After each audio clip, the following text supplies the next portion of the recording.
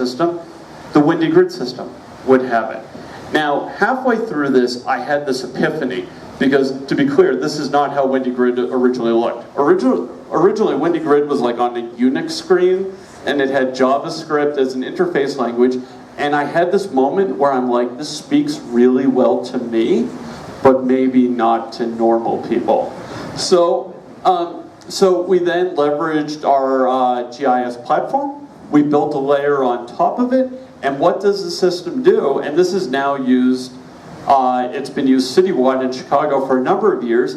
You can create, so this is what I would call an ad hoc polygon, a shape that you're monitoring. You say, what do you want to see? And all the data flows directly in, and you see it within seconds.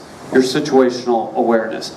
But two, and probably more importantly, it lets you have a deep dive of the data. Now, one of the things that drove me nuts is when I would want to look at historical data, and I'd call up the IT department and I'd be like, hey, I want to look at 5 years of data, can I just access it?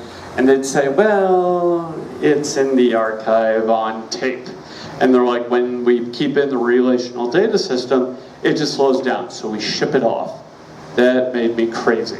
So when we built this new platform, we kept all the historical data. Imagine the power of when you are a policymaker or an administrator or trying to solve a problem, and you can look at a location. So the address of City Hall in Chicago is 121 North LaSalle.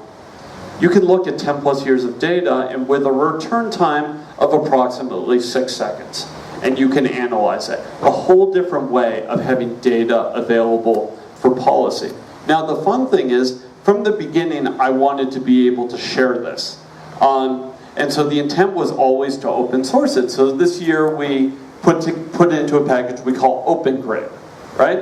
And hopefully this is a familiar website to folks where it's all up GitHub. You know, the idea of building a system that is enterprise stable, can take all of your data and then post it in GitHub is a new way of thinking about data-driven government. Because this challenges the too hard, too expensive, too all of the above paradigms. And this is something we're very proud of because it shows the power of data. But the subtle piece, which is hard to show in the slide about Windy Grid, is great. You have a visualization layer, you have a deep dive layer, but what's the most important? You have an API into Windy Grid. So if I am a data scientist and I'm spinning up R or something like that, I can do a direct call into there and get any data I need to work on any sort of problem.